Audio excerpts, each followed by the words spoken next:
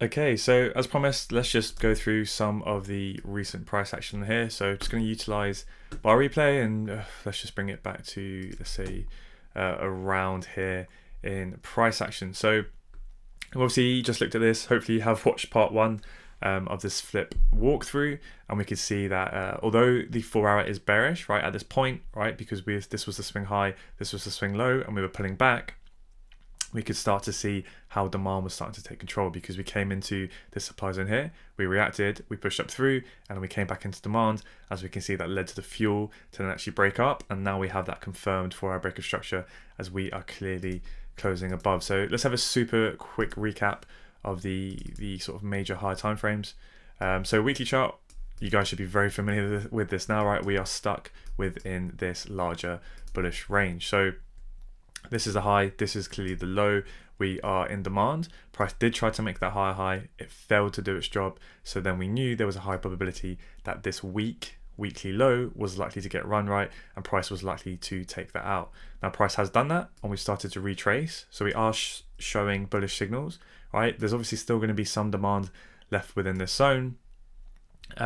However, we do have to be aware that price did try to do its job, and now it's come down and it's taken out the reaction. So, really in theory, anywhere within this entire buy to sell range is actually a weekly flip supply zone, right, to take us lower. So it's getting a little bit messy, but I wouldn't worry about that too much for now, right? Getting too caught up in the higher time frames in terms of which way this is going to go. Let's just keep structure nice and simple. We've swept a week low. We are still within the bullish range, and at the moment the lower time frames are starting to break to the upside. So at a minimum we can start to play a bit of a weekly reaction with the potential that we may be coming up, right, to take out this high, right, because it failed to take out the low, and potentially make that higher high up there, right? The only thing, again, that's in form of the bearish case is we are coming off this pretty strong weekly supply zone at the top of the range. So, there is potential we could have a short-term reaction and we could start to break lower and switch bearish. But as always, I have no idea. I don't have a crystal ball. I don't need to know which way price is going to go in order to make decent money, right? We just stack the probabilities in our favor and we keep it as mechanical as possible. And at the moment, the weekly is still bullish. The lower time frames are starting to break to the upside. So I'm happy to trade pro trend in that higher time frame bullish direction, whilst being very cognizant and aware of the fact that this move could be short-lived and we may actually come down and take out these weekly lows. So from a daily chart perspective, we swept liquidity. Again, we don't need to worry about too much about that just now, but then it created a really strong demand zone that then led to the break of that structure. Price has now come back, almost filled, right, mitigated the EQ. Obviously doesn't have to, markets aren't perfect, but it's a pretty decent sign. And then we came up and we took out this daily high here. Now, this daily high here, it's a little bit of a tricky one in terms of whether you call that a swing pullback or a minor pullback on the daily high. It's obviously definitely a 4 hour swing high, but it's it's not overly convincing whether that's a major daily swing high in my opinion. So I'd be more looking at kind of price action like this, where we have a clear lower low, lower high, and then a bit more of a convincing swing break like that. So this high here, this minor high, maybe just be used for liquidity, just like this one was here, to sweep that, and then we may form that larger lower high and then roll off to the downside, and then we may actually get that weekly bearish trend change. But regardless of whether you view it as a true swing high or not, that is a decent sign there. That price is starting to show those bullish intentions, right, after mitigating that daily area of demand, because remember we had this daily area of supply, price came in, reacted, and pushed up through. So even the daily is showing you that flip zone, showing you, that demand is starting to take control. So dropping down to the 4 hour chart, as we've just kind of already been over this price action, we were bearish. We came up to kind of nearer the origin of that supply zone. Demand started to take control, right? It took out the reaction, and then that led to that break of structure. So now that we have a 4 hour break of structure, what is the next thing we expect? Well, we expect a 4 hour pullback, okay? How can we know when that 4 hour pullback may be, somewhere where that may start to kick in? Well, we can look left at old areas of supply, right? So we kind of have this entire, let's draw this up, this entire 4 hour range here, which, it's a bit more messy of one, but it is, technically a flip zone, because we do have this entire sell before the buy, which you can see, it's a massive zone. So, there's going to be quite a few flip zones within this, right? But essentially that's where that first sort of big reaction starts to happen and then fail here, right? So it's a big candle. I'm going to refine it a little bit more to this inside bar, but even that doesn't really get engulfed. So what you can do is even be a little bit more accurate and refine that to the 4-hour wick along here. So we still got a decent enough of space, right, to start to kind of target that, to try and push the 4-hour a little bit more. So this is something you have to be aware of, right? When you get, for instance, let's say the 4-hour break of structure, although we expect a 4-hour pullback, that doesn't mean that the moment you have a 4-hour break of structure, you have to sit on your hands, right? You can still keep trading long. It's just that you have to manage your expectations of how far to push any longs you're in, because you have to be aware that at any point this could start to pull back, right? So, again, if this was the daily and we start to get a daily break of structure, yes, we expect a daily pullback, but it could go on for multiple days before that pullback kicks in, right? It just means you have to manage your expectations of how far to push it. So 4 hours bullish, we have a break of structure. There's potential price can go a little bit further, so if we get some intraday opportunities to go long, we can start to do that with a very clear target of where potentially we may want to start to partial out any profits that may be running, and start to take our profits, or even potentially look for some shorts to play that 4-hour pullback. So with the 15-minute chart, obviously clearly bullish as well. Let's just draw on some structure so we can see what's going on. It's always worth, if you're doing this in live market or even when you're backtesting, just to go back, a few sort of phases in price action and just paint the story to see what happened. So we had that pullback, right? This was the low. Price tried to come down and take out that low, but we can see we failed to close above it. So at that point, we are still bullish, and then we come up and take out that high to then form another high. And we are starting to pull back. So let's just play this forward a little bit and see if we can, essentially what I'll be looking at this point, right, is I know this is kind of how I'll be talking to myself in the market, right? As I was just saying, the 4-hour chart, we've had that break of structure. We are bullish, so I'm expecting a 4-hour pullback, but I want to try and push to see if we can take advantage of this next leg up to that area of supply, right? So what I'll be looking for in the 15-minute chart is for price to pull back to an area of demand, 15-minute demand, for me to then look to get long. So already what I can see is we've had a bit more of a minor pullback. If I just measure this in pips, it's not even 10 pips, so I wouldn't really classify that as swing structure. I would classify more of that as just kind of a minor break of structure to the upside. So it's still valuable information. We have created an M15 demand zone. It's not a swing break of structure, so it's not the most significant of demand zones in the world, but it is there, right? So momentum's clearly strong.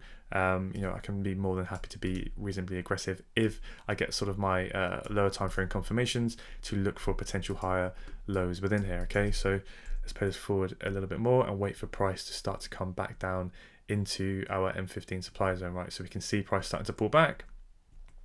And this is where I'll just be waiting patiently. Set your alerts, you don't have to be watching price action minute by minute, okay? So now price is starting to pull back, so this is where I'd start to be on sort of high alert, right? Looking to see potentially, are we going to react from this area? Are we going to get a nice 15-minute high low to look for longs? Or potentially maybe we're going to have a bit of a deeper pullback, because for me, I would be viewing that as my swing low, right? It's the lowest point that took out that recent swing high. And now we're starting to initiate a bit more of a pullback. So really, we're playing with this entire M15 range. And remember, if we mark on our premium discount, ideally I want to be buying in a discount, but as you guys have probably seen from your testing, price does not always pull back, especially momentum is quite strong. So yeah, higher probability to be buying down here, but if I get my confirmations, I'm happy to be a bit more aggressive and buy higher up in this bullish swing leg here, right? So I'm not just blindly putting entries on here. Of course you can do that, but I'd rather, boost my strike rate a bit more by looking to see if this zone is going to hold, by looking at the lower time frames first and seeing if I get my confirmations. Okay, boom, right? What's happened with that next 15-minute candle is we've seen a very aggressive retrace, right? It's fully retraced that candle, and it's moved even higher. So generally what I'll do in the live market is if I have a refined 15-minute zone to a candle, right, but price doesn't hit it, but then I see, what looks to be a lot of demand being filled and a big aggressive move away, then this is where you can just, read between the lines a little bit and go, okay, well, what I've actually done here is technically, right, that entire buy before the sell, that's the whole range. I had refined it all the way to the candle, but price doesn't have to move away from my refined zone, right? It could be, the more of the double candle, right, the pivot, the sell before the buy that took the high, because remember, price doesn't know time doesn't know price. We're just trying to read the order book through the price action on the candles that we see on our charts, because remember, what is those two bearish candles before the move that broke the high? Well, it's likely on a higher time frame just going to be that, see, it's just one bearish candle before the move up if we jump on the 30-minute time frame. Now, you can cycle through every single time frame if you want and draw on, tons of zones. I'm not personally a big fan of that. I'd rather kind of just have my kind of set time frames and just understand what is going on here. So that's why we spent time looking, in the S&D zone creation video, I believe it's called, where we understand now we can have the most unrefined, which is the whole range. We can take it to the pivot, right? There's multiple candles, or even one candle, or even the fractal refinement. But we just have to understand that although the fractal refinement will be a bit more accurate, is sometimes, price isn't always going to initially come straight down to there and move away. So kind of the mini lesson from this, right, is if you have a refined zone, right, and you see price aggressively move away, you don't have to, but if you're happy to do so, I personally am. I'm happy to be a bit more loose with my larger ranges, because what I'm going to do is then jump down to the lower time frames and then look for my confirmations, right? So I'm aware that although we've had a reaction, price could still come down lower, and want to mitigate this first before it goes. So what am I going to do? Well, I'm going to jump down to the lower time frames and see if price wants to actually go from here, if it is ready to go, right? So as we can see from this kind of larger 30-minute range, we've had a very aggressive move on the 1 minute. So let's just play this forward a little bit. So it's a bit more subtle, but what I can see is this kind of major M1 sort of swing high up here. Price came up, it tried to break up higher, it didn't close above, but we did wick it. So if we look again on the 15-minute chart, right, what is that? Well, actually, it's kind of that bullish substructure wick break, right? It's that kind of bullish change of character, kind of just another indication that potentially this is the M15 high low, and it is trying to break up higher. So bit of a subtle thing there, but it is just another tick in the box that potentially this is going to be the low, and this low won't break, and we are ready to go. So where can we look to potentially buy? Well, the most sort of obvious zone, right, would be the M1 extreme demand, right at the bottom of the origin of this move that broke up higher, right? It took out multiple M1 levels over here, right? So it's a pretty decent strong zone, right? We can clearly see the momentum that stepped in during the London session, right? Nested within that larger higher time frame demand zone with here. So there's kind of two ways you can do this. One, you literally either set your limit order anywhere on or within the zone, stop below the low, right? So even a 1.5 pip stop, may want to give it a little bit more buffer, but yeah, that looks pretty safe here, and you can literally just set your limit order there. But I'm going to want to wait for a little bit more confirmation just to make sure that the zone is going to hold, and potentially we're not going to come lower into that that one single candle refined M15 demand zone.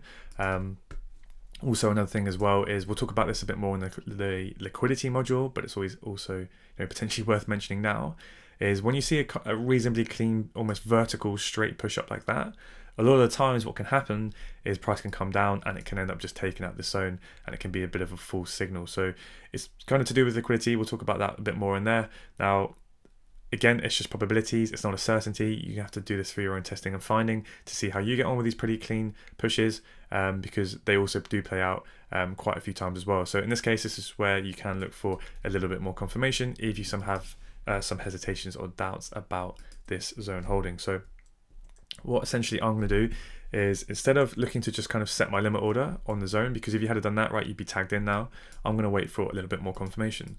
So what do I actually mean by that when I say confirmation?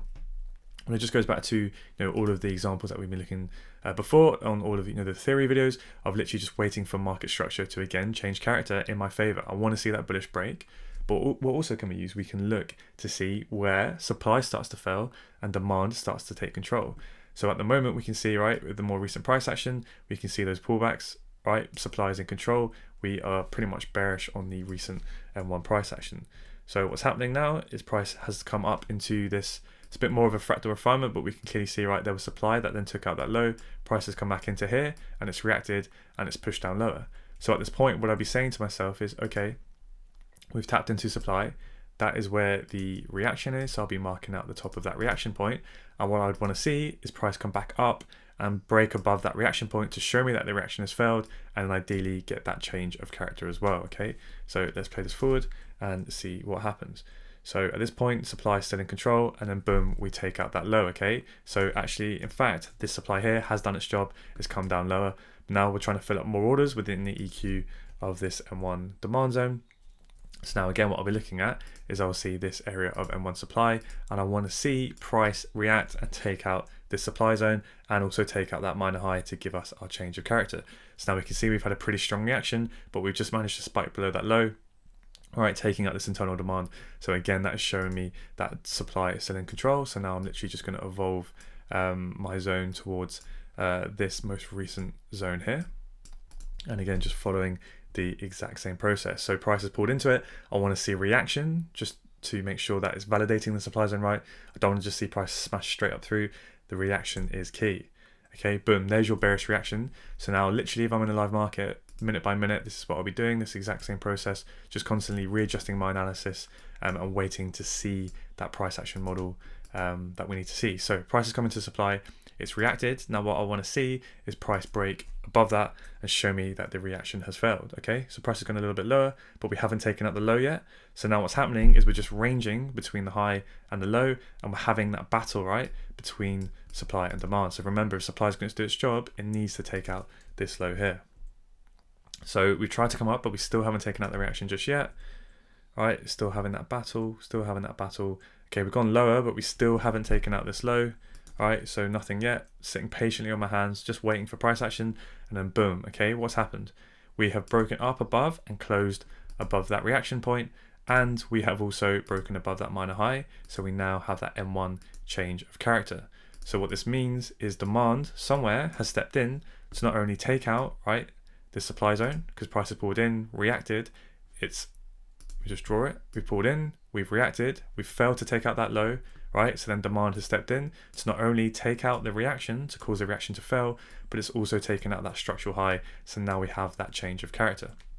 Now, one little point just before we go any further is kind of talking about mapping types for your failed reaction. So for me personally, as you guys will know, for denoting true swing breaks of structure, so I know where my swing highs and swing lows are, I use type 1 mapping. I want to see a candle closure above or below a high or low, right?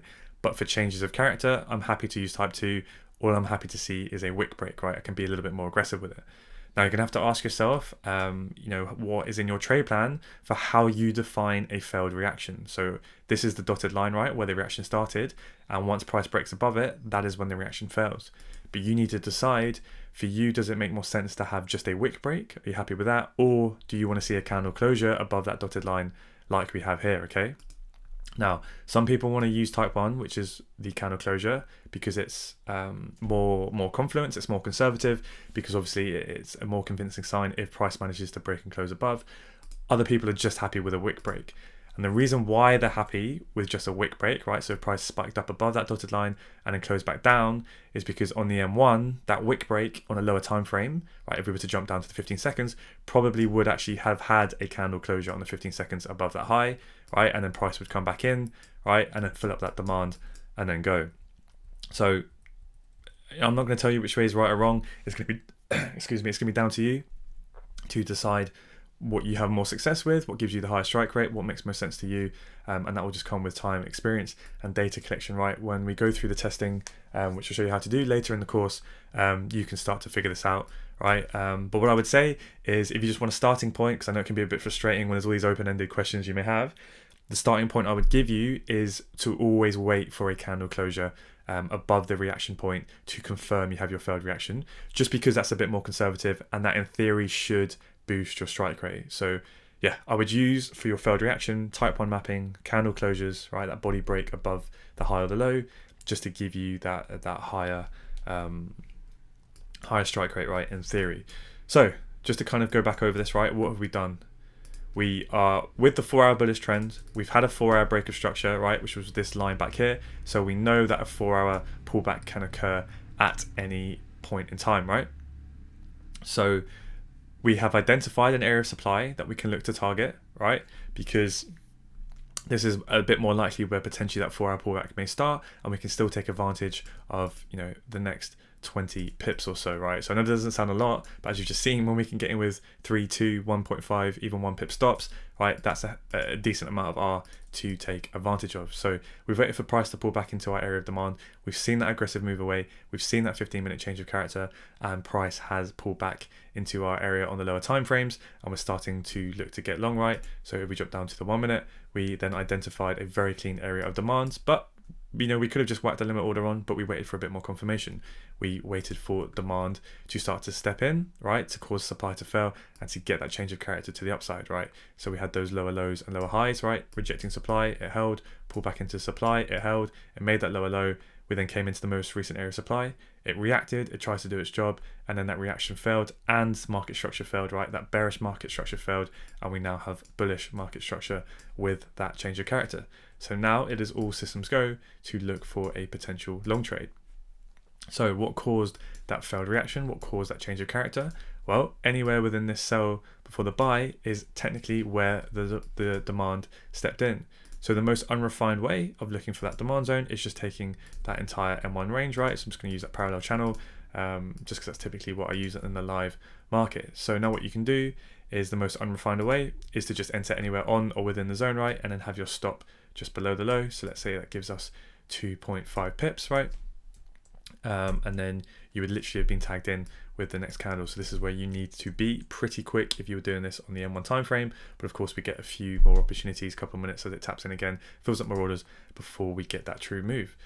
So yeah, that's pretty much it in a nutshell. That is literally what we're doing to get those entries, and we're looking for the same thing again and again and again. Now, before I play this a little bit further and start to look at targets and stuff, I do just want to show you a bit more of a refined way of how you could have got in. It is a little bit more advanced, so don't worry if this is the first time you're seeing this. It might seem a little bit confusing, but I promise you will get this in time. So if we just look at the price action, the example we just looked at, right, is taking the whole sell to buy range, but how could we refine it even more? Well, we could take that sell to buy candle, right, but doesn't make it too much smaller. But what we can always look for is where was the last point of demand that stepped into the market in order to cause the failed reaction and the change of character, right? So obviously this is where we got that confirmation, but where was the last point of demand that stepped in to cause that move? Well, as we can see what happened, we had this bullish candle, right? Then we wicked back, so we had that pullback on the lower time frame, and then boom, that's where the demand stepped in, right? So those sell to buy wicks show us that lower time frame pullback, and then that's where the demand stepped in. So what you can do on the M1 time frame, right, is potentially read what's going on that lower time frame, and then that is your fractal refinement. And then what that means is you can enter right on there, and you can be a bit more aggressive with your stop, right? I definitely wouldn't go lower than a pip, really, especially when you're starting out. I would say a minimum 1.5 pips, or even really a minimum 2, just in case price can come lower and still reject, something within this wick, okay? There's no guarantee, but I'm just going to show you what essentially you have done is on the M1, read a lower time frame, because if we jump down to the 15 seconds, right, you can see that was the sell before the buy that broke the high. Obviously, you would want to find that a little bit more accurately to that sell before the buy there. And then if you had the 15 seconds, you can then trade with confidence, even with a 1 pip stop. But let's just say 1.5 pip stops below that range there. And that's essentially what you were reading. Now, I want to make this very, very crystal clear. You do not need the seconds time frame in order to be extremely consistently profitable, okay? You do not need it. In fact, I would advise you can't get my words out. I advise you stay the hell away from the seconds time frames, because until you get a lot more experience, until you really nail down your higher time frame zones and understanding even M1 price action, if you're looking at the 15 seconds, you're just going to see a hell of a lot more false signals, and it's really not worth it, okay? The whole point of me showing you this is just purely a price action exercise, just to show you what is going on from a fractal point of view, right, on one time frame. But remember, this can apply to any time frame. You could be on the 4 hour and you can see this price action, and then you would just be basically looking at those 4 hour sell to buy wicks and just understanding what is likely going on say the 15-minute time frame, right? It's just the same thing again and again and again. But anyway, let's leave that there. So now what I would do is start to look for refined targets. So at a minimum, right, we can start to look for price to target this 15-minute week high right here to see if we can get that higher high, because price then may start to pull back. Or we can start to look to push price even further up towards this 4 hour area of supply. But what we can do is try and refine that a little bit more. And what I'll often do is then, if I'm on the 4 hour, is I'll drop into that zone on the 15-minute and see if I can refine this zone even more. So let's just kind of paint the story back a little bit. And what can we see? So price pulls back, it takes out this high here, right? So if we have this demand zone, this 15-minute demand zone, and we drag that across, what happens? Price then pulls back into that demand zone. It tries to make a higher high, right? It reacts, and then supply steps in to take out that reaction. So technically, all of this buy before the sell price action is the supply zone that caused that reaction to fail and led to that break of structure over here. But we can see, I don't want to just take that whole range, and also, a lot of it's mitigated with this price action here. So actually, I'm just going to refine that to the last buy before the sell at the top here, and then drag that across, and then that way we've refined our 4 hour zone a little bit more, just to potentially give us not only increased accuracy for looking for targets, but also to potentially increase our accuracy for playing a potential 4-hour pullback if price action starts to break down. So let's just jump back down to the 1 minute and play price forward a little bit.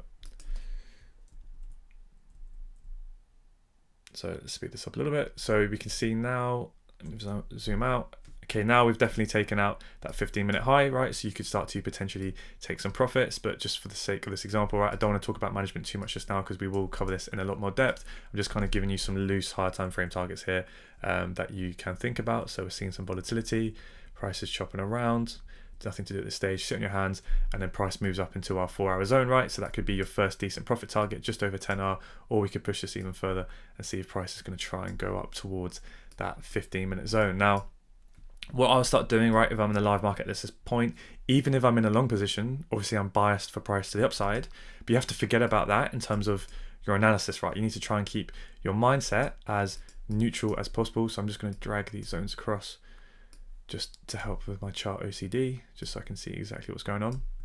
But to go back to the more important point of what I was saying is, even if you're in a long position, you're obviously biased for price to go to the upside. You know, your subconscious is going to be running with emotions, thinking about that money you're making. But what you can start to do is go, okay, I know I've had the 4-hour break of structure. I know I'm expecting a 4-hour pullback. We are now entering that 4-hour refined area of supply, right? We've identified an even more refined area with the M15, but price does not have to reach it, right, before potentially that 4-hour pullback may occur. We could literally tap the edge of this and start to go.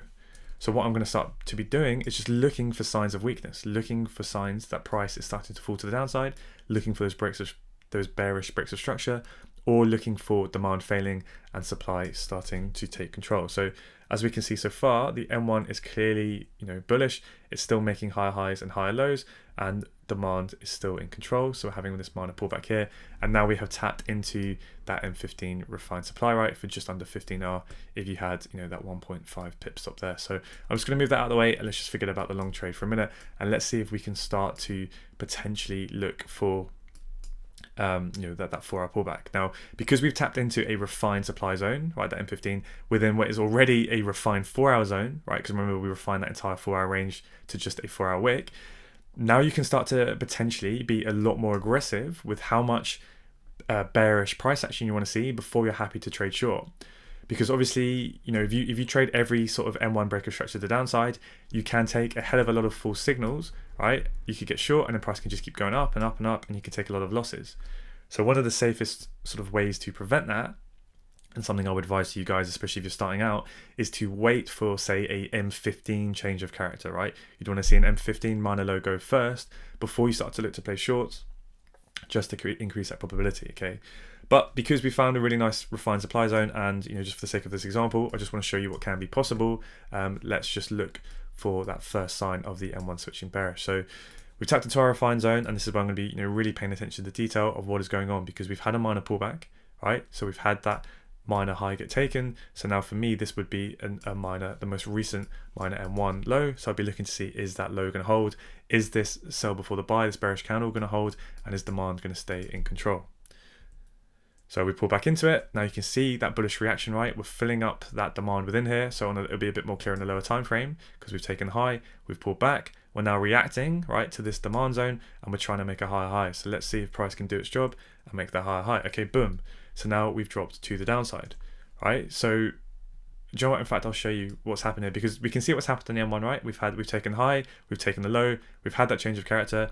But what have we also had, right? We've had that reaction to demand, that buy to sell wicks, but then it's failed and supply has taken control, right? So if I draw this on the M1, all right, those buy to sell wicks, and I'll just draw this for our sort of M1, right, change of character, because I draw this here, right? We took that high, then we took the low, we tried to react, we tried to make a high high, and then boom, we stepped in, right? And what's even better, more confluence, is we've taken out this sort of more minor low as well. So even if you weren't sure, because you're only looking at M1 price action, we've tapped into refined supply within a refined 4-hour supply.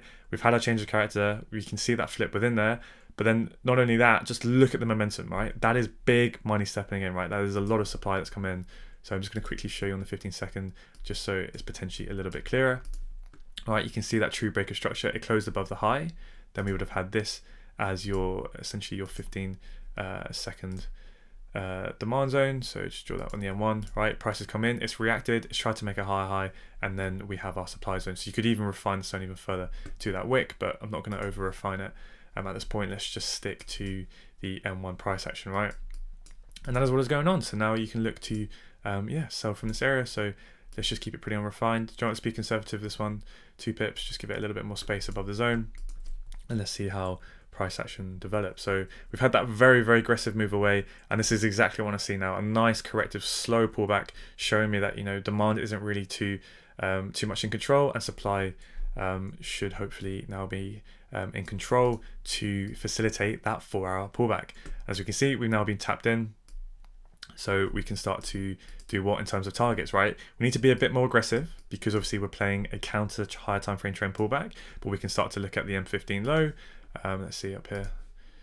Right, so first kind of real targets will be into around these areas here, right? Because there's obviously still going to be M15 demand, right, where price could pull back. But we have to realize is because we are coming off a 4-hour supply zone and we are expecting a 4-hour pullback, it's likely that these lows can start to go, and we may pull back to where? Back into this 4-hour area of demand down here, right? So that's where I would be starting to look to target. But let's just jump back to the M1 and just see how price action starts to develop as we are within this trade, because don't worry, we'll talk about management in a much more depth later on. So still within this trade, right? Price hasn't taken out the most recent M1 low yet. It's battling, and then we start to go.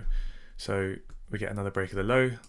Now in the live market, I won't mark out every single M1 break of structure. I find it a bit unnecessary, but we'll just, you know, do this for the sake of the example. So yeah, we pace forward a little bit more. Now what we can see is M1 supply starting to hold, right, because we've broken structure, we've pulled back into the decisional, we've reacted, and we're pushing lower.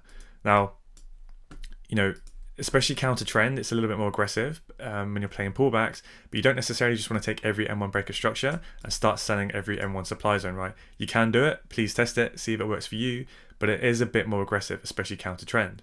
So what can we do to increase the probability of these M1 supply zones holding when playing a counter trend move? Well, instead of just looking for ones that cause breaks of structure, we can look for ones that cause flip zones.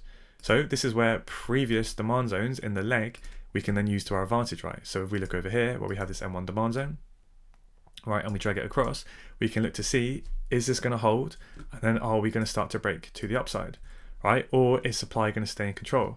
Because we have had just another break of structure down here, right?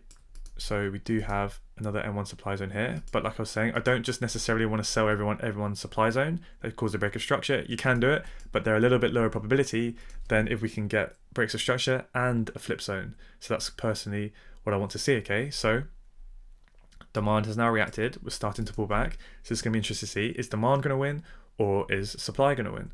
So we tap into our supply zone, right? We're still battling, we're battling, right? Which one's going to win, supply or demand? Still battling. Let's fast forward this a little bit, and then boom, we come lower, right? So we had to fill up a little bit, a few more orders within the zone, but we never broke up higher, right? And now we've gone down.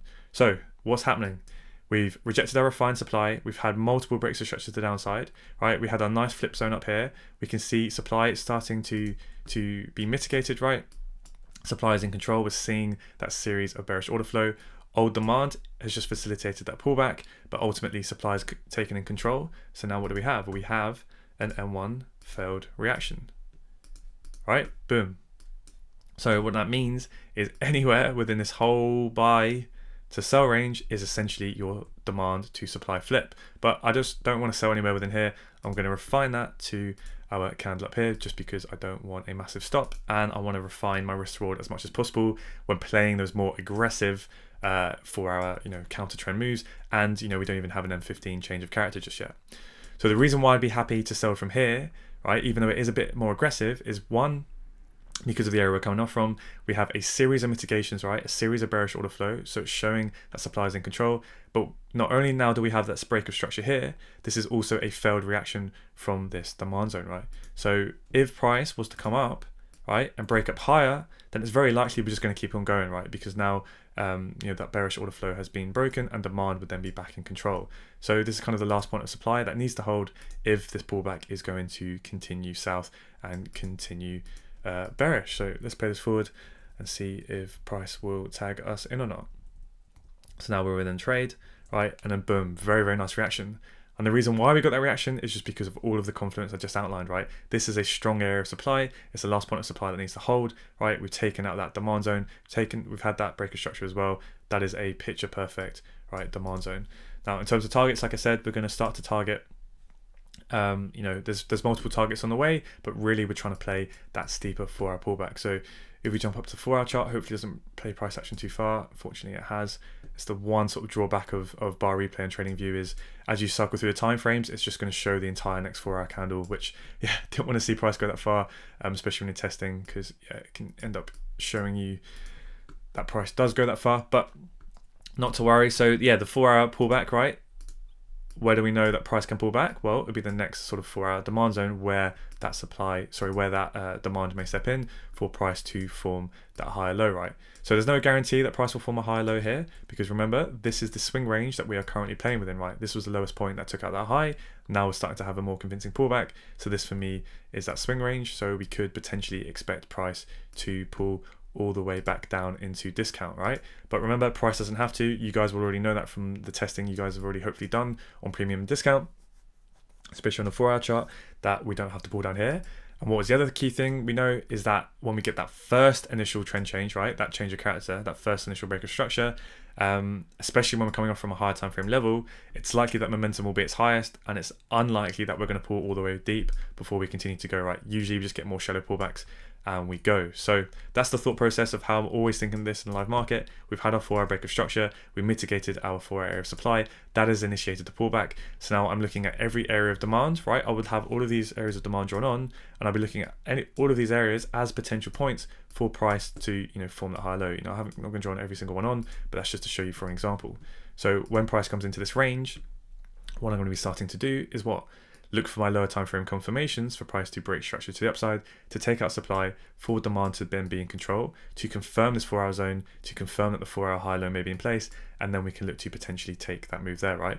But there is no guarantee. We can get in longs here and it can react a little bit, can move up, but then it can just be creating, liquidity for price to then come down lower. And again, we can then look for our entry models, we can get long, but again, there's no guarantee that the high low is in place. It can keep coming down before eventually it goes. So that is just something that you have to bear in mind.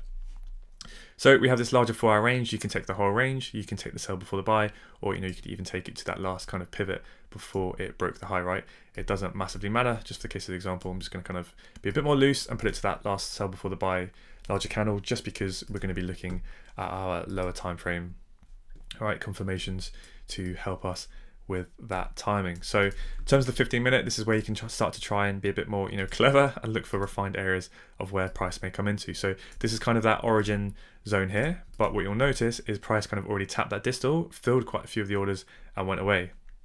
Now, yes, price could still come lower. I want to mitigate the EQ or further, but just a bit of a warning sign that it's not fresh, so it's not as high probability that potentially price may want to come into it.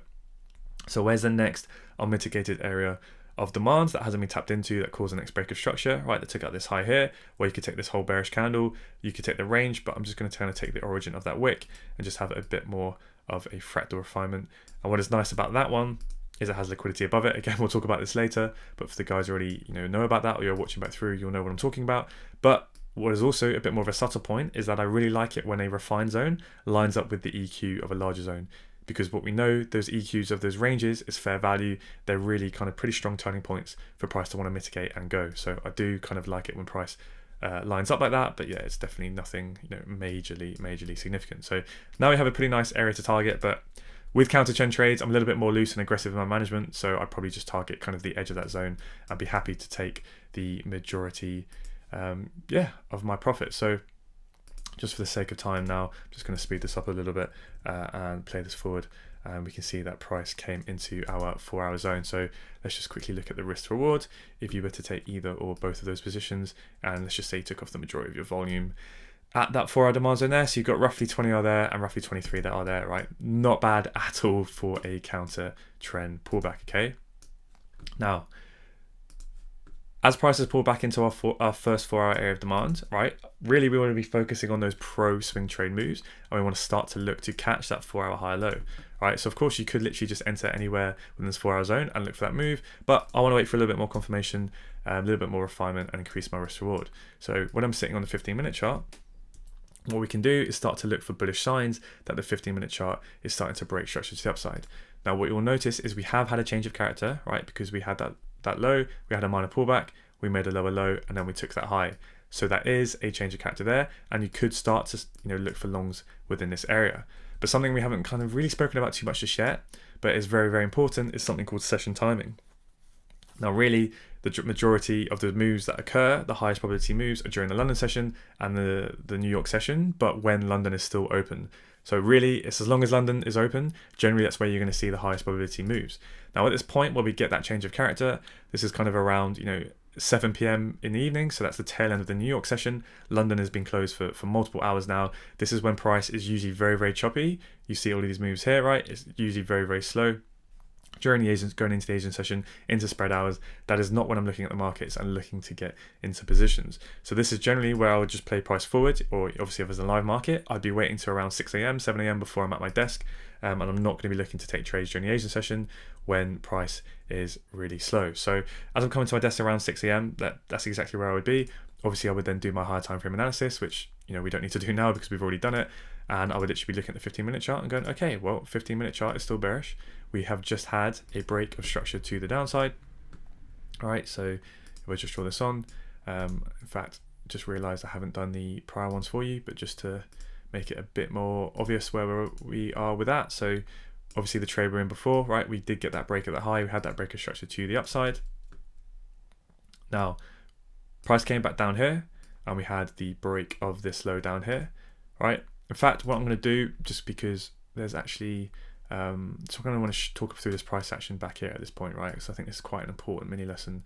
So obviously we took that initial M1 short here, right, playing the 4-hour pullback, and we had a scale in somewhere around here.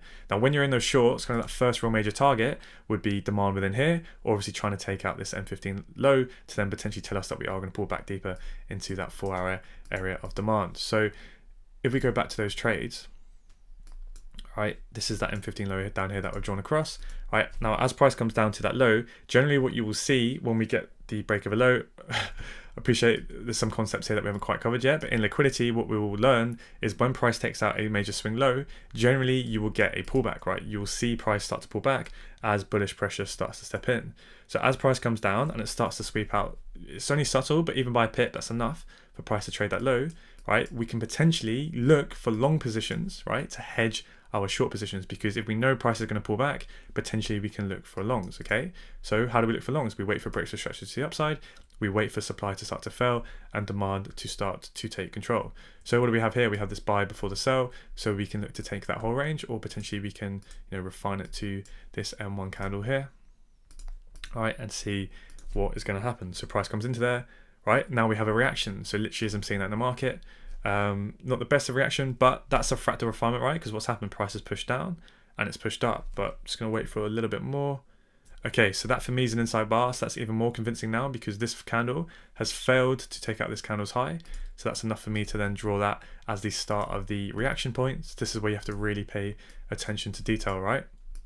So now, if price was to break above that high before it takes out that low, that for me would be enough to show me that potentially supply is failing. So now we have a break and close above. So now what we can do, right, is take that M1 candle there as an entry and we can get long.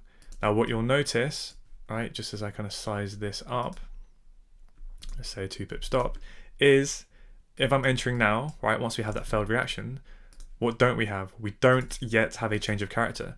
So if you remember, this is just a flip. This is the most aggressive way of entering in terms of the actual price action, because all we have is an indication that supply is failing, but we don't have any structure failing. So this is the most aggressive way, but let's just see if it plays out. So we get tagged in, stop keeps us safe, just about, comes a little bit lower, and now we have the change of character. So if you did want to wait a bit for a bit more confirmation, you could actually now potentially set your order on this sell before the buy here, right? And then you would have your chalk and your flip, but this is a way you can get in a little bit earlier. Now, don't want to talk too much about management, but generally when you're kind of in those counter M15 trades, or not even counter, but counter the 4-hour trend, I should say, right? You can either leave your both trades open when you're in two positions, or you can be a bit more in and out with your trades and generally try and catch those 5R moves and just bank your profit and move on. So As we can see here, right, price does run 5R, and then if we play it forward, price then does eventually come down, and it would have stopped us out, depending on how you choose to manage your trade. But this is just to show you how you can play those aggressive hedging positions and still kind of trade the market both ways.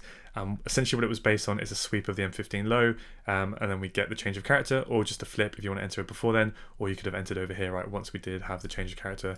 So yeah, I did just want to show you that. But obviously we know now, with the benefit of hindsight, that the 4-hour does pull back deeper. But yeah, it's literally just to show you this stuff happens again and again and again, session by session. Just look for those turning points in the market. Chock, flip, or just a flip in this case, right? And you can catch those turning points, right? So kind of going back to what I was saying about session timing, we've come into our 4-hour area of demand. We're looking at the 15-minute, and I will just bring this forward to just before the London session at 6 a.m. to pretty much where I'll be coming for my desk. So my thought process at this time is we're in 4-hour area of demand. I'm looking for a 4-hour higher low, but I want to see price start to break structure to the upside, get those bullish changes of character, see supply fail and demand starting to step in. Now, okay, what we see, price breaks the M15 low, so what do we expect? We expect an M15 pullback, then it comes down, we get an aggressive tap into our refined area of demand, and then boom, we get our change of character. Now, another mini lesson I want to point out here is a lot of the times, right, especially when you kind of have rangy price action within here, there's going to be quite a lot of sort of M15 zones that we could draw on. We could have even be waiting for price to come down deeper into this origin zone here, right? You may not have drawn on this wick, but the point is, it doesn't matter, right? There'll be a lot of times where I do my forecast and I don't have the exact perfect zone drawn on that price ends up reversing from. But it doesn't matter, because what I'm doing is I'm watching the charts and I'm just letting the market show me the way. I'm letting the market tell me which area of demand it wants to react to, and I just look at market structure, because what's happened? We've come down, we've come up, we've taken the low, and then boom, we've taken the high. We've had that aggressive change of character, right? Because price reacted from this sell before the buy, came into supply, kind of really tried to break lower. Yes, we did get a wick break below, but then demand stepped in to take out that reaction to not only get that change of character, we've taken out this high. And we're just seeing a lot of momentum come in. So now what I'm going to start to do, we'll just play this forward, if I can get it to work. There we go, right? And now we've even wicked this high as well. We're seeing a lot of bullish pressure come in. But the key important thing as well is what I was talking about session timing, is this is when we know volume is also likely to be high, right? Right at the start of the London session. So now it's about 8 a.m. London is high. We've had this change of character here. We took the low. Just draw this on. Bear with. And then we took the high. So that is our bullish change of character. However, right, the M15 is still bearish because that was our low and this is our highest point. So price has tried to close above but hasn't done just yet. So for me, it's still bearish. But we do have an M15 bullish change of character. We've mitigated an area of demand that makes sense. We are within our 4-hour area of demand, and price has now spiked up higher, breaking multiple minor levels, and we've tried to wick break the high, and it's the start of the London session. So for me, this is literally all systems go, very high probability trade to start to look for a potential 4-hour higher low, right? So just gonna refine this a little bit just so we can focus on price action, okay? So you can literally at this point just enter on the M15 zone, right? Again, you don't have to do all these lower time frame refinements. If you want to be a bit more hands off, you can enter like that, or you can enter on the EQ, and then you can get a bit more better risk reward. But for the sake of this example, let's do the lower time frames and see what we can see. So, right, we have had a very nice sweep of liquidity. Again, don't worry too much about this just now if you have no idea what I'm talking about when I mention that. And then we've had that very aggressive move to the upside. Just going to grab a sip of water as I'm starting to lose my voice. But yeah, so clear bullish intentions, right? This takes massive money to do this. Had a nice bullish move to the upside. So where can we start to look on the M1 for price to potentially react from our area of demand for us to get long? Well, we could literally just keep it super simple and just take that bottom last sell before the buy, and that would definitely be more than a valid entry, and definitely one that I would consider. But how can we increase it even more? Instead of just looking for the one that broke structure, we can look at where the flip occurred. So what do we have here? We have a low, right? Price came down and took that low. So we have the whole buy before the sell, or we could refine it to just that last pivot point candle, right? This bullish candle here. And then what can we see? Price came into that supply zone, it reacted, and then it pushed up through. So that reaction point for me is where that kind of last point of demand stepped in to take out that high there. So I'm just going to refine this zone in a little bit. All right, and then this is pretty much picture perfect now to look to take a long position down here. You know, we can be a bit more conservative and cover that low, right, 2 pips. And then it's that limit order there, and we have seen pretty much everything we need to see. So let's just fast this forward and see if we get tagged in. Okay, so boom, tagged in, nice little reaction there as those orders are filled. So again, just to quickly go over this, what we're doing, 4-hour pro trend, we've now pulled back after that 4-hour breaker structure into our 4-hour area of demand, where potentially that 4-hour high-low may form. We have waited to see an area of demand get mitigated on the M15. Excuse me, we've had a change of character to the upside, showing us supply starting to fail, demand starting to step in. We haven't had that breaker structure just yet, but we have had, you know, a decent amount of momentum to the upside. We've pulled back into our area of demand, and now we've waited on the M1 for our entry, and we can start to target at minimum, you know, this 4-hour high, that weak high, to try and get that 4-hour higher high. So dropping back to the M1. Now we've been tagged in. And another thing as well I want to point out, right, is literally you have so long to spot this example, right? You know, like I was saying, you may not have that perfect refined zone drawn on or from the inside bar range, right? It doesn't really matter. You just can be a bit more loose, wait for price to start to react. Then we start to break structure to the upside at what, 7:45? It doesn't pull back into your zone until 45 minutes later. And then you have all of that time to set your entry and get into the trade. Now, let's say you didn't want to set your limit order and you wanted to wait for a confirmation entry, then how I would be looking at this is I would be looking at this last area of supply, and I would want to see price come in, and I'd want to see price react, and then that reaction to fail, and ideally we get a change of character, right? And then I'd look for price to pull back in, and then we go. So let's see if we get that confirmation entry or not. So doesn't look like we did, right? Price is pretty much just smashed up straight through. Now, arguably, we did have a bit of a reaction. It's not the best. It's very, very small where price came in, and then these small buy to sell wicks here that push up through. So that'd probably be like a 5-second demand zone. So yeah, it would be more than valid to set your entry order there if you wanted to. Let's see if it comes back, but yeah, it doesn't come back. So this is what I was saying about, you know, waiting for extra confirmation. You're not always going to get it, okay? So just something that you have to accept in some cases. But let's see, you know, if there's any potential scale-ins or other areas where we could look for an entry if we weren't already in the trade. So as prices start to move up, all I'm essentially looking for is another flip to start to occur. So we push straight up through here, so nothing too great. But what we can do is look for one in the pullback. So what you will often see in a pullback, right? So we have this big M1 push up, is price will pull back, right? Start to take substructure lows, and then sometimes what you'll get is then price will get that minor breaker structure, and it will pull back in, and then we can look for an entry, right, within that pullback to then take it higher. So it's not as ideal entering high up on the leg, but we can do that, okay? So price is starting to pull back. Right, so you can see here on a lower time frame what that would be is price pulling back up into that 15-second supply, and it's trying to go lower, right? So that's the pullback initiating, then we've taken out that low, and now we've pulled back up into this area of M1 supply. So now what I'd want to see is a reaction here and see if we can start to see that battle between supply and demand. Okay, so now we've had that bearish candle come in, right? So that validates that this is a decent supply zone for me. So now what I would do in a live market is literally draw my M1 failed reaction across, and then obviously you could do you know, your change of character as well. But let's just try and speed this up for the sake of time. So price is starting to pull back. So remember, if this reaction is going to fail, it shouldn't take out this low down here. And then boom, what do we get? We get that break and closure above that reaction there. So now anywhere within the sell before the buy, you can look to get long. So let's be unrefined, or you could take that one doji candle there, or you could even take the wick if you wanted to do so. But yeah, let's just be really unrefined and conservative for now. And be consistent with the way we've been doing things. So literally the minute we get that failed reaction, that is where you have to be on the ball and looking to get tagged in with the entry. So you get tagged in the next minute or two. Price comes a little bit lower. Okay, so this is where if you had to set your entry order on the wick, right, you would have got a really, really tidy entry. But of course, sometimes price won't come down that low. But this is just a really good example as well of why you always should cover the low, no matter where you enter, just so it protects you as price fills more orders and then it starts to go, okay?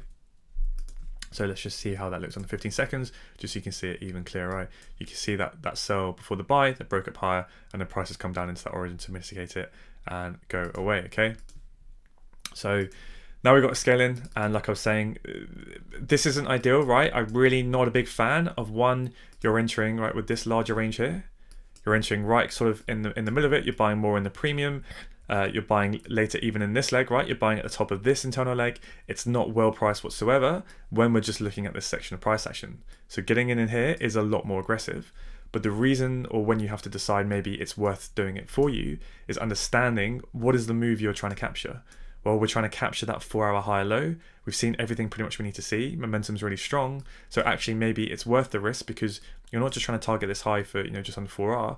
Actually, you're trying to target that next 4 hour, higher high. So if we were to scroll out, right, this is the 4 hour high up here. So actually the risk to reward is, nearer, nearly 20 hour, right, for that first one, and potentially, let's see, 24 hour there. So maybe that's when you go, okay, it's more aggressive. Potentially you're going to take a few more losses buying in these areas, but actually it's worth it in the long run, right? The law of large numbers, because this is going to more than pay for any losers, that you may take. So let's hop up to the 15-minute chart and start to target that 4 hour higher high and see if price starts to get up there. And obviously then we get that higher high, right? So on and so forth. But yeah, one thing I want to say is you don't have to limit yourself there, because you are playing with the pro trend, you're playing with the daily trend. It's that first initial 4 hour trend change. So if you think you're well positioned, you don't have to get out of the next 4 hour high. You can start to look at those daily targets, right? Let's target the daily high. You can even potentially take some profits along the way, right? We don't have to just swing for the fences every single time. We've got our next 4 hour area of supply, where 1, we can look to take profits, and 2, we can look to play 4 hour pullbacks, right? And then so on and so forth. And that brings us to the live price action, and we've just pretty much wicked that daily high. So yeah, you could have made a decent ton of profit, but it all stemmed from what? It all stemmed from literally just playing ping pong with the 4 hour zones, waiting for price to break structure on a 4 hour. It comes into the 4 hour chart, we expect a pullback. So we start to look for, those lower time frame confirmations. Not going to go over it again, right? Because this video's gone on for pretty long now. But yeah, when you get those pro trend moves and you think you've caught the 4 hour high low, right, from a 4 hour area of demand, this is where, you can swing for the fences with a hell of a lot of confidence, right? Right? That is how you get those quantum leaps in your account. Right, you can see the R there. There's a hell of a lot of R. Now, don't get me wrong, I'm not selling you a dream here. This is not easy, right? You're not just suddenly going to be trading a large account and then suddenly just be able to, make ATR on a 400 grand account, £1 million account, whatever, £10 million account, because you're going to have to battle with extremely hard, psychology issues. It's going to be a hell of a lot of money running, and sometimes you're going to have big pullbacks, and you are going to take a lot of break evens. Because remember what I said when we were on the 4 hour chart earlier, right? It's not just as simple always as price coming in back into the first 4 hour demand zone. We take a nice little entry and go, okay, I'm just going to swing for the fences now, because what a lot of the times can happen is you can be running a decent amount of profit, right? But then price can come all the way back. You could be running 20 hour even just to there, and then you could end up taking a break even. Price can come lower. You do the exact same thing. You take your entry, you go, okay, I'm going to be patient, I'm going to target the high. You could be running 20, 30 R, and then you could get break even again. It could come lower, and the exact same thing can keep happening before eventually the real move goes. So if you want to be that type of trader that wants to capture those larger big moves and bank those real big kind of swing trades, you have to accept that there's going to be many times where you're running a decent profit and you end up with a break even, right? You're running a decent profit and you're breaking break even. But that's just part of the game you're playing, because when it does work and it does go, that is where you then have an amazing year literally in just one single trade, right? Because of course there's going to be plenty of market environments where we take a high, we retrace. We take a low, we retrace, and we're just ranging and we're chopping around. But it will come a time and experience that every time you get in a trade, you're not just suddenly going to expect a nice trending move like that. And actually we just play ping pong, and we're a lot more aggressive. We get in and out, we take our 5R, we take our 10R, and we just play the compounding game that way. We bank and we move on. But then when we recognize that we're actually in a trending market, all the higher time frames are in sync and we're starting to go, that is when then you can hold with a lot more volume for those larger swing moves. Okay, so I do just want to make that point clear. But yeah, I just thought it was useful exercise just to go through literally the last few days we've had in the live market. I'm not having to go back 9 months, 18 months to cherry pick one little perfect example.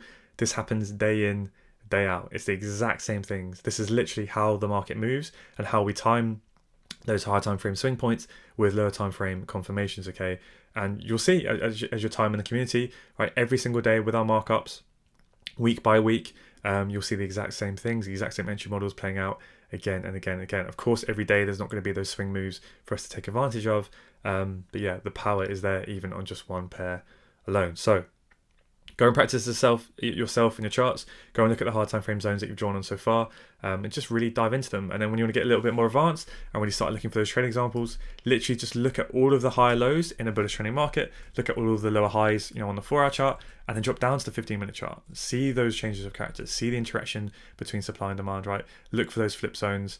Look on the M1. Let's see how it interacts, because even if we just go back here, right, when we were looking at those M1 shorts to play that 4-hour pullback, and then what did we look? We looked at that aggressive hedge as we swept the M15 low to play that pullback there.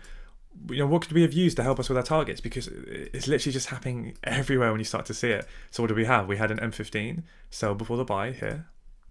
All right, price came into it. That's when it reacted, right? So what should it do? That demand should make a higher high, but we come down, we take out the reaction. So that means we have a supply to demand flip in here.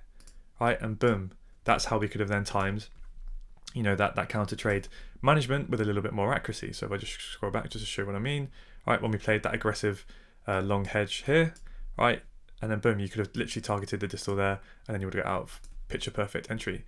But it's just understanding what's going on, right? It's that exchange between supply and demand is happening constantly, and we just use time frames to clear up our candles and read what is going on in the order book. Okay, so I'm going to leave that there. Hopefully you guys took some value from that. And I'm just going to show you, week in, week out, as we go through the market commentaries, as we go through the market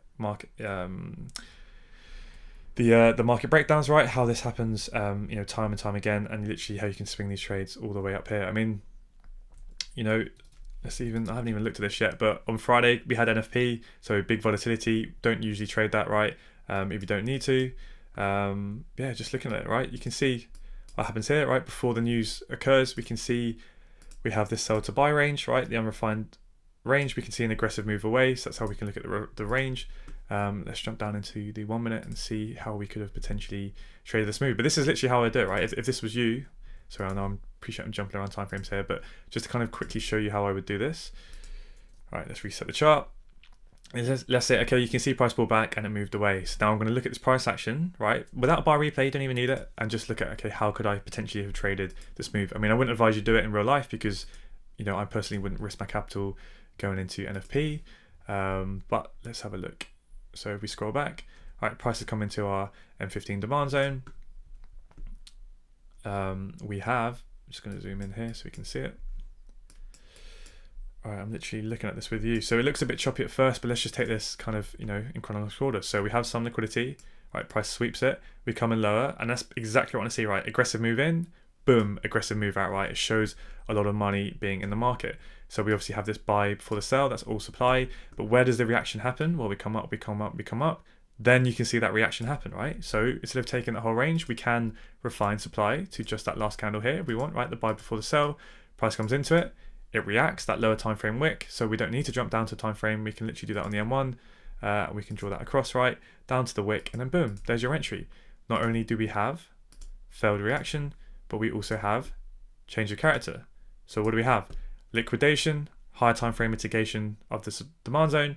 We have the flip, we have the chock, boom, all systems go. Obviously, all else things considered with your hard time frame analysis, but if you like the area, just showing you the entry model here, right? Let's see, 1.5 pip stop. Just about keeps you in, and then that's literally how you could have traded that move all the way up to then the daily high there. Obviously it chops around a lot. That's typically what happens before big large news announcements. People aren't really trading the market, right? They want to get out of their positions before so, and then boom, that peaks at 25R. Again, nothing that I would necessarily recommend doing in a live market before a big major news announcement, but it's just to show you the logic behind what is going here with price action. It's the exact same thing again and again and again and again. Okay, so go and investigate those turning points in the market, look for the M1 entries, and just practice it and just collect as many trade examples as you can. So I'll leave that there. Hope you guys enjoyed that, and I will see you in the next one.